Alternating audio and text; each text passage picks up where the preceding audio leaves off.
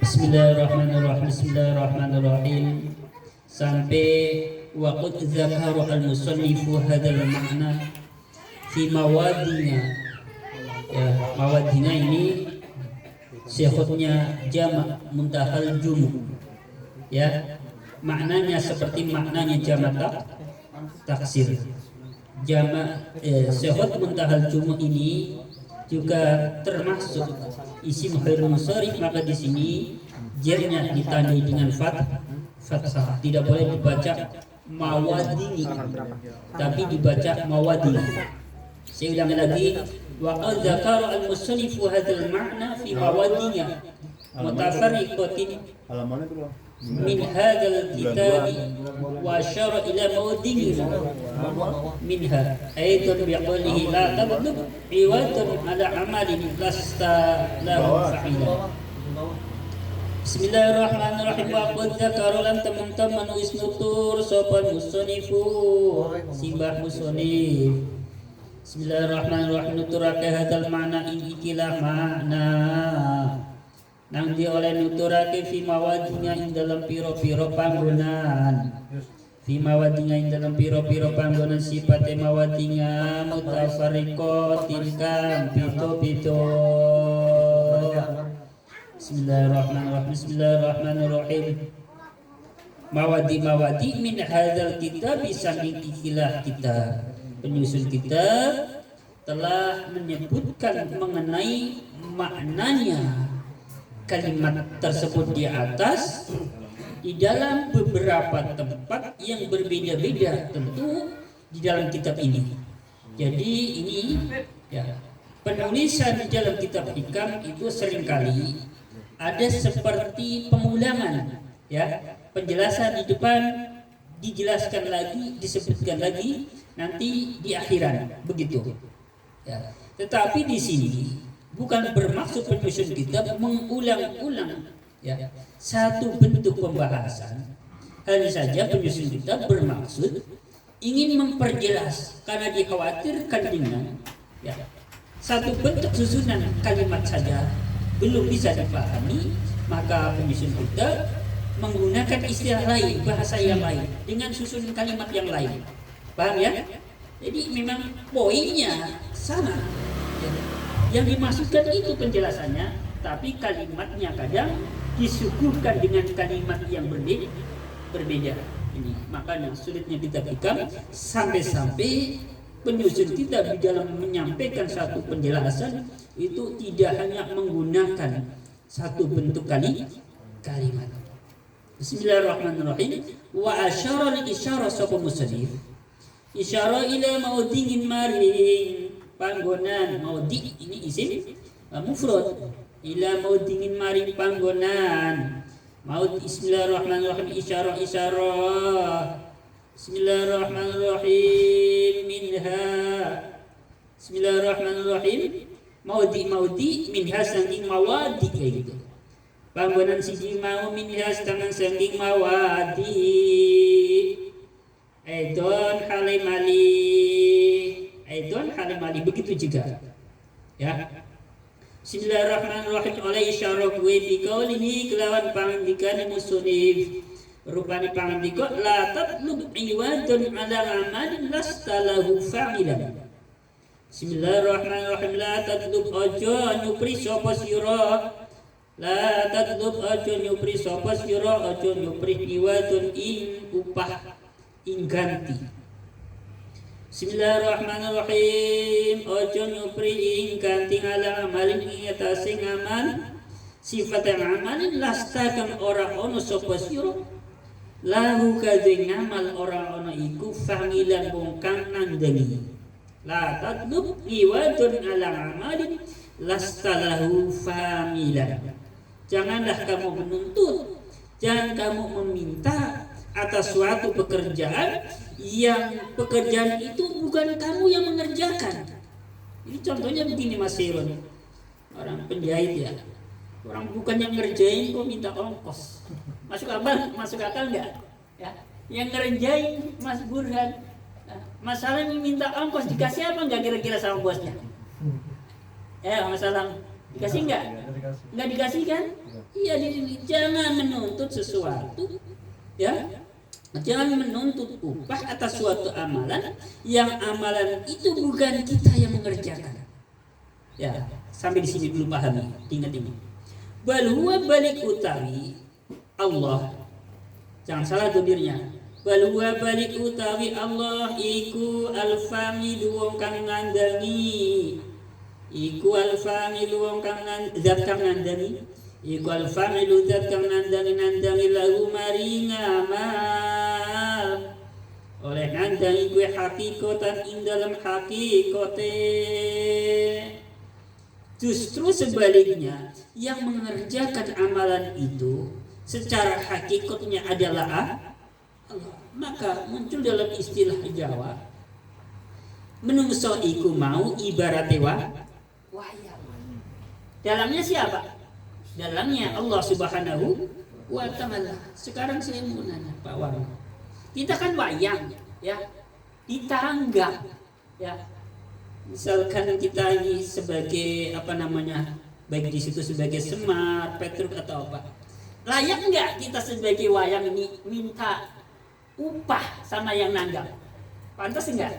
Pernah nggak dengar ceritanya Mas Semar? Wayangnya minta ongkos nih masing-masing, ada yang Bagong, Semar, Petruk dan sebagainya minta ongkos sama siapa? Tuan rumahnya. Pantas nggak? Yang minta ongkos atau yang dikasih ongkos biasanya dalam ibaratnya begitu. Kita hanya wayang, ya, tidak berhak meminta upah. Jelas ya? Karena apa? Yang mengerjakan semua ini hakikatnya Allah Subhanahu wa Ta'ala. Jadi dengan kata lain, kita di pagi siang hari ini bisa ngaji ini bukan semata-mata karena keilmuan kita, kepandaian kita, bukan karena kesadaran kita, bukan karena ajakan teman kita, bukan, tetapi hakikatnya Allah Subhanahu wa Ta'ala yang menggerakkan kita di pagi hari ini. Sekono mangkat zal, sekono mangkat lam, Allah yang mengusik, ya, yang mengusik hati kita yang diketuk oleh Allah Subhanahu wa Ta'ala. Mangkat Pak Rustam, mangkat Pak Warno. Allah Subhanahu wa Ta'ala, bukan siapa-siapa. Paham ya?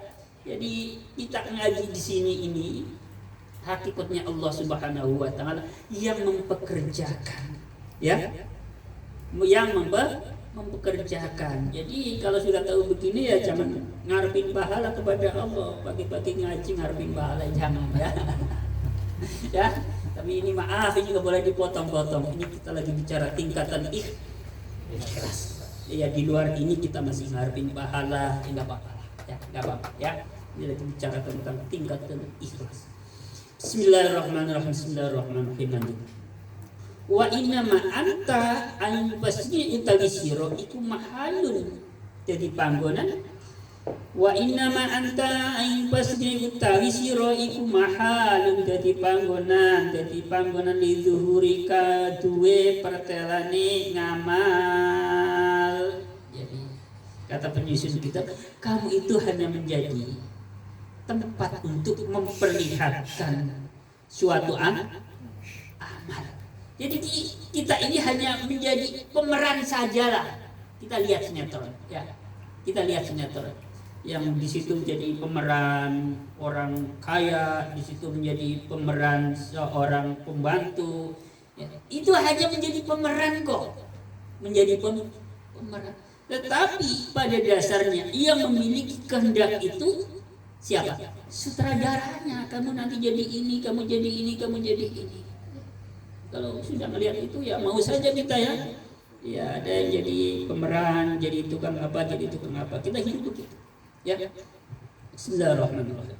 Ya alhamdulillah kata Mazin, alhamdulillah kita masih diberikan takdir yang baik oleh Allah Subhanahu wa Ta'ala. Apa?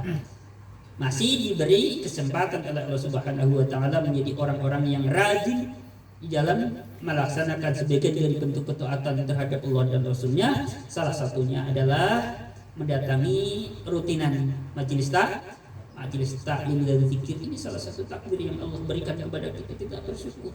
Alhamdulillah kita tidak ditakdirkan oleh Allah Subhanahu wa Ta'ala dengan takdir yang buruk.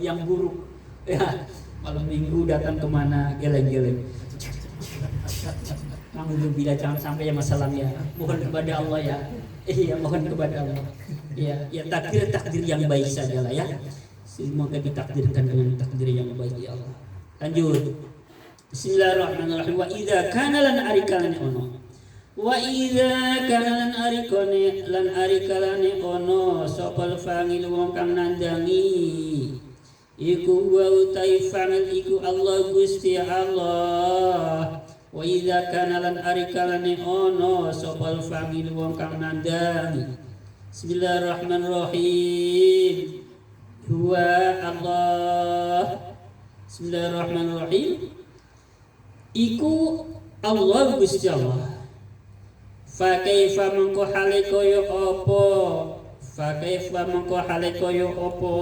Tatlubu nyupri sapa sira. Anta tegese sira nyupri al jazai bawales. Bismillahirrahmanirrahim. Nyupri ing piwales ngalihi ngatasi ngamal. Dan ketika Allah yang mengerjakan suatu amal itu, ya, ketika kita sudah tahu bahwa yang mengerjakan suatu amalan, kita ngaji di pagi hari ini sebenarnya Allah yang mempekerjakan.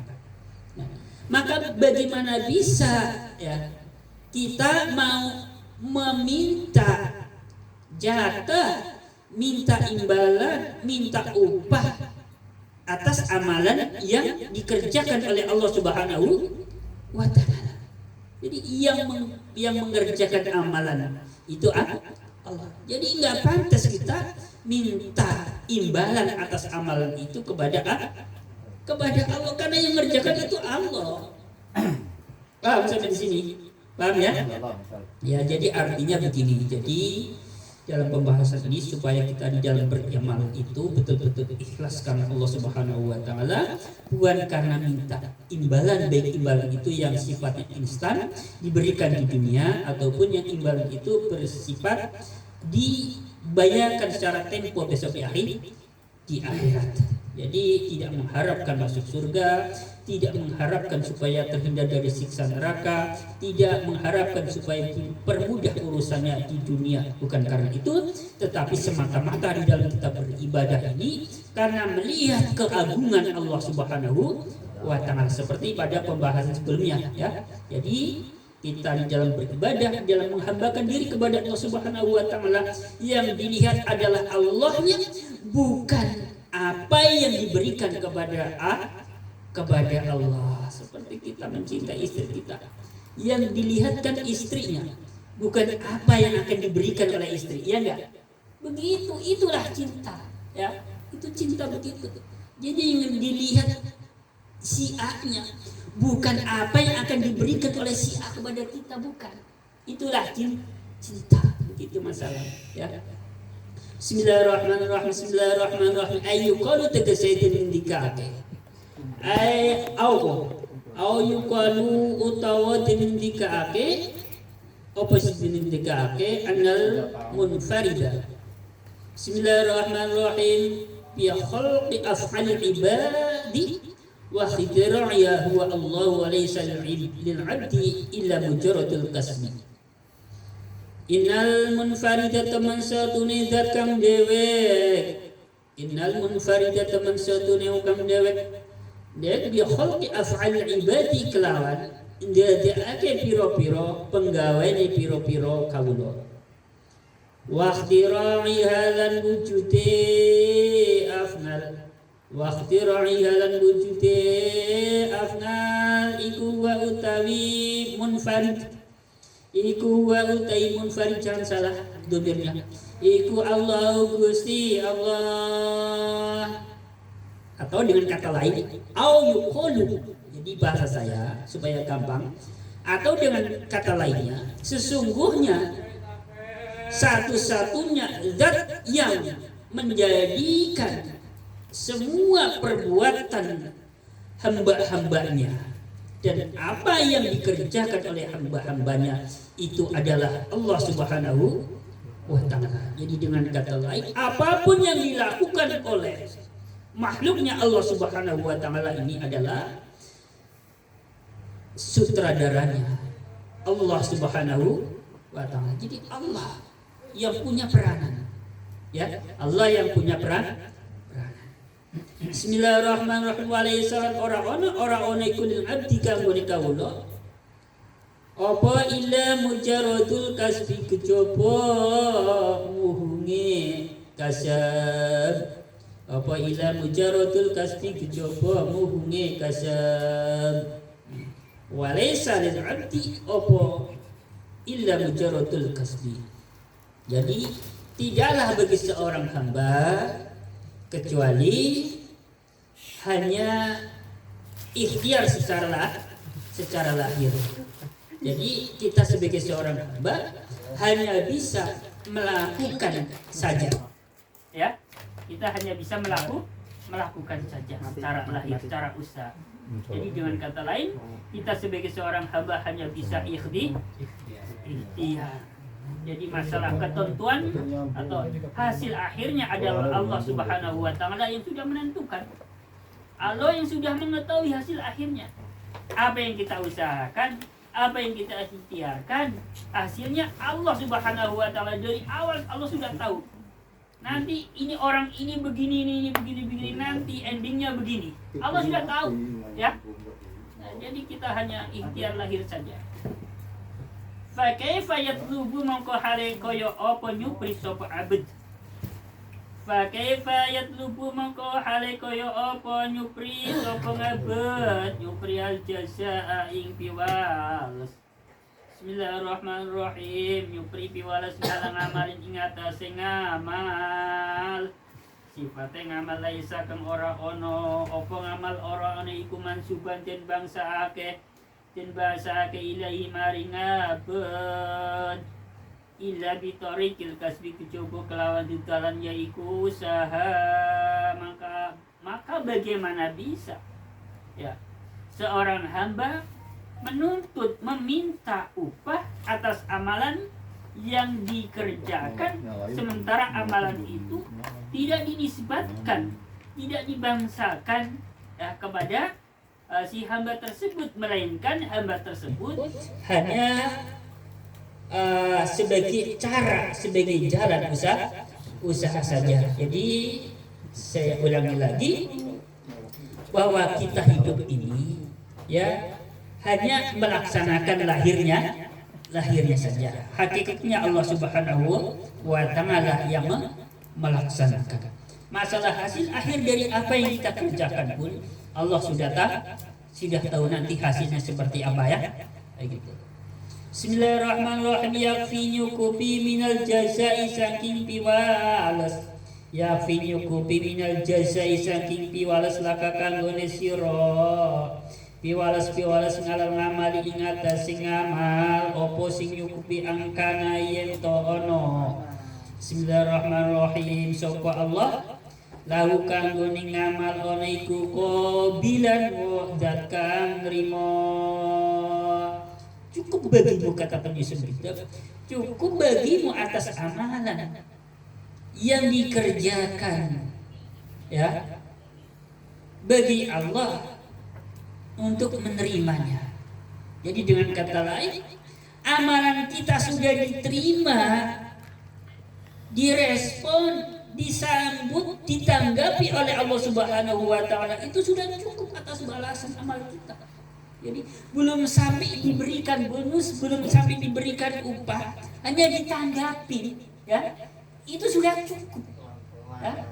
Sudah cukup. Jadi kalau dengan kata lain kita main ke tempat seorang teman atau siapalah ya. Jadi hanya dengan ditemui, ya, disenyumin, itu sudah cukup.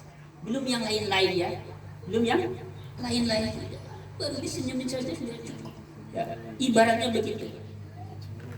Jadi kita mengerjakan suatu amalan, diterima saja itu sudah mencukupi sebagai balasan amal kita. Belum sampai diberikan pahala. Jadi buat kita ini ya teman-teman yang sudah istiqomah sholat duha ya, jadi jangan kecil hati suatu haraji rezeki mampet yo seret, jangan kecil hati. Memang belum diberikan upah yang instan di dunia, tapi siapa tahu amalnya diterima. Begitu. Jadi dengan diterimanya amal itu sudah cukup. Ya. Masalah nanti ada bonus berupa kelancaran rezeki dan sebagainya di dalam surga kita, di akhirat nanti kita dimasukkan surga, mendapatkan balasan pahala dan sebagainya. Itu baru bonus. Ya. Itu bonus. Jadi baru ditanggapi itu sudah cukup. Ya. Sebagai balasan atas amal kita, paham ya? Jadi maksud saya menyampaikan ini supaya kita ini tidak gagal paham di dalam beramal. Kadang-kadang kita dikasih amalan apa sama guru kita, sama kiai kita, sama ustadz kita, dikasih amalan, dikerjakan amalan-amalan ini. Tapi kadang yang kita bayangkan itu hanya fadilahnya saja, ya kan? Satu contoh misalkan baca surat Waqiah setiap malam, biar rezekinya gampang. Tetapi ternyata belum gampang juga. Nah kalau kita tidak memahami ini, bisa mutung, iya enggak? Bisa putus asa Mas Syairun.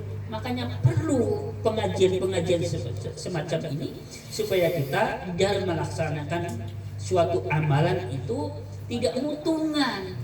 Ya, dikasih amalan 1 tahun, ya kok belum ada perubahan, cari kiai lagi. Barangkali minta ijazah ke kiai si A kali kayaknya. Ijazahnya kayaknya manjur ya. Ijazah yang lama ditinggalkan, ijazah yang baru diamalkan. Seminggu, 2 minggu, sebulan, 2 bulan, 1 tahun, masih ajib juga. Cari kiai lagi, cari ustadz lagi. Si A kayaknya yang kondang. Begitu juga, sama juga. Akhirnya cuman sibuk hidupnya. Cari mana ada kiai, mana ada ustadz yang doanya, ijazahnya ini mujarab nih. Akhirnya cuma sibuk begitu, ya. Tapi kalau kita tahu ini, insya Allah apapun amalan yang biasa kita wiridkan, yang kita kerjakan, insya Allah akan bisa istiqomah. Karena yang kita lihat bukan hasil yang secara instan, bonus-bonus yang diberikan di dunia, ya. Kita masih bisa mengharapkan bonus-bonus yang yang diberikan oleh Allah Subhanahu wa taala di akhirat kelak. Masuk surga, dikasih kenikmatan yang di dalam surga dan sebagainya. Kan itu namanya bonus yang diberikan di akhirat. Jadi jangan melulu kita orang yang beriman, kehidupan kita enggak cukup di dunia, tapi nanti masih ada kehidupan di akhirat. Jadi semua amal kita jangan diukur dengan bonus-bonus yang diberikan di dunia saja. Jelas ya Mas Burhan ya? Ya, saya ngaji rutin kayak ini, ikutin Mas Yuri baca rotiban apa kayaknya bisa-biasa aja. Jangan diukur dengan itu, ya. Ya, karena ada bonus yang diberikan di dunia memang, dan ada bonus yang diberikan di akhirat. Jelas ya Mas Burhan ya? Ya, jadi nanti punya amalan apa saja, pokoknya jangan ditinggalkan hanya gara-gara kita melihat dari sisi lahir saja. Jelas ya Mas Mahmud ya? Ya Mas Mahmud punya wiridan apa? Udah kerjakan aja. Walaupun dulunya itu kiai, ustaz, waktu ngasih ijazah ini begini. Ya. Ngasih ijazah biar didemeni banyak orang. Ternyata banyak-banyakan yang nggak suka umpamanya. Udah kerjakan saja. Ya bukan amalannya yang salah. Ya, bukan amalannya yang salah. Bisa jadi nanti akan dikumpulkan oleh Allah Subhanahu wa taala bonus-bonus itu nanti di kemudian hari. Memang enggak diberikan sekarang, bisa jadi besok Mas Burhan. Ya, jelas ya? Lanjut sedikit lagi. Biar enggak nanggung. Qabulu. Bismillahirrahmanirrahim. Maaf, ini menafsiri lafal qabilan. Jadi qabulahu. Qabulahu tegese nerimane Allah lahu maringa. Nama jadi cukup balasan sebagai amal kita. Allah sudah menerima saja itu sudah cukup. Adapun yang lain-lain itu sebagai bonus. Dalam penjelasan di depan kemarin sudah saya sampaikan, cukup sebagai balasan amal kita. Kita sudah terhindar dari siksa, baik itu siksa dunia, siksa akhirat. Ya, di dunia kita tidak disakiti oleh orang-orang yang kita sayangi, yang kita cinta, itu sudah cukup sebagai balasan atas amal kita. Ya, sudah cukup. Tidak sering disakiti orang itu sudah cukup. Artinya kita sudah diselamatkan dari siksa dunia, Pak Ustaz. Ya, sudah cukup. Ya.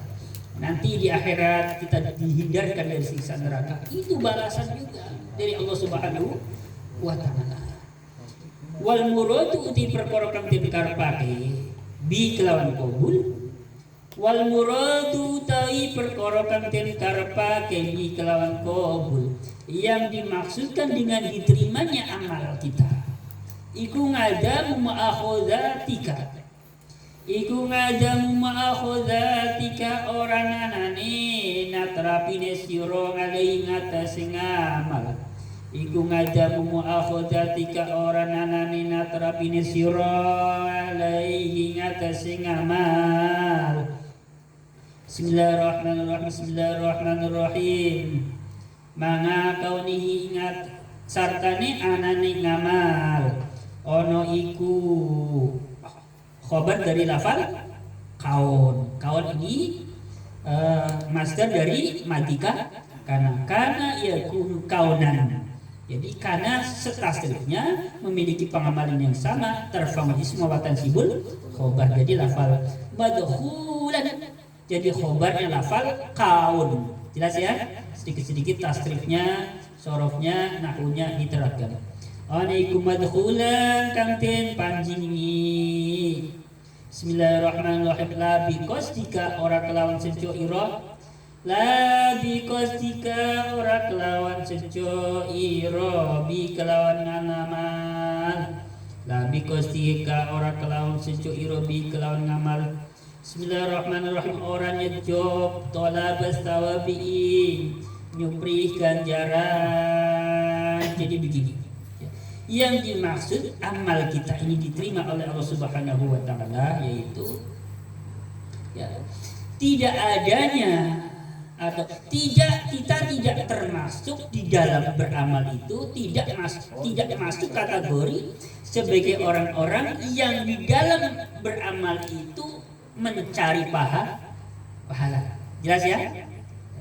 Jadi saya ulangi lagi, yang dimaksudkan dengan kalimat diterimanya suatu amalan atas amalan yang dikerjakan oleh seorang hamba, yaitu tidak dimasukkan dalam kelompoknya orang-orang yang di dalam beribadah, yang di dalam menghambakan diri kepada Allah Subhanahu wa taala itu semata-mata cari pahala. Jadi kalau amal kita diterima, maka kita masuk kategori orang-orang yang di dalam beramal tidak karena pamrih mencari pahala. Sudah jelas ya? Mesti puter-puter masih bahasanya ya. Ya. Makanya baca kitab hikam itu hampir setiap hari saya bawa. Ini barangkali satu-satunya kitab yang selalu ada di dalam tas saya. Tas kerja, tas gaji ini ada Pak. Kitab ini saya bawa. Ada waktu saya baca. Nanti saya ngerasa jenuh ya, baru baca kitab yang lain. Begitu masalah ya kayak gitu. Dulu di dalam kitab Ta'limut Ta'alim disebutkan santri itu kemana-mana bawa pulpen, bawa kertas. Nanti kalau di jalan di mana kayak ketemu dengan orang menyampaikan ilmu pengetahuan dicatat. Gitu santri. Dulu guru SD saya itu kebetulan guru di MI. Kebetulan juga kiai juga dulu ngendikannya. Nek nemu kertas nang ngendi nang dalan dititor diwaca. Begitu.